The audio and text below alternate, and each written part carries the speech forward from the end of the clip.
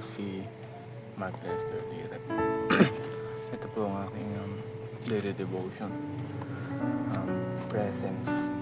Practice the presence of God na tinalakay po ni Pastor Russell Ocampo sa year 65 daily devotion. Ang Bible verse po ngayong araw ay galing sa Exodus chapter 33 verse 14 to 15.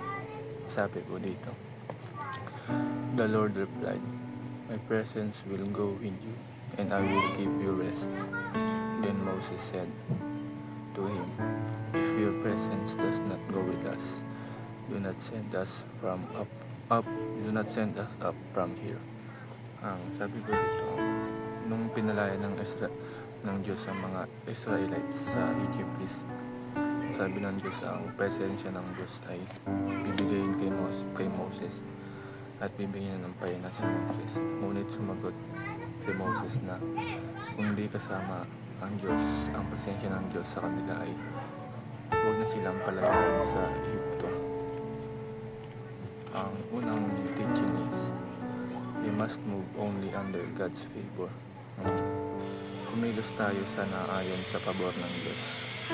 At kung may pupuntahan tayo, ngunit hindi pabor ang Diyos dito, ay huwag na natin puntahan, huwag na natin tumuloy. Para naman malaman natin kung pabor po ang Diyos sa gagawin natin ang pupuntahan, ay tanungin lamang natin ang sarili natin na sasaya ba ang Diyos o malulungkot ba ang Diyos sa gagawin natin. At kung sa tingin natin ay oo, pabor ang Diyos dito, at kung sa tingin natin ay hindi pabor ang Diyos dito, at huwag na natin gawin pa. Second teaching is we owe success to God's empowering presence. Lahat ng tagumpay na nararanasan natin ngayon ay dahil sa presence ng Diyos, at ang Diyos ang umahawi sa mga hadlang patungo sa ating tagumpay. Kumbaga, example is hinawi ng Diyos ang dagat para makatawid ng mga Israelites at si Moses. Ganon din ang Diyos sa atin. Kaya dapat lang natin na i-acknowledge ang Diyos sa bawat successful na nagawa natin sa araw-araw. Ang huling teaching is we seek God's presence as the ultimate goal.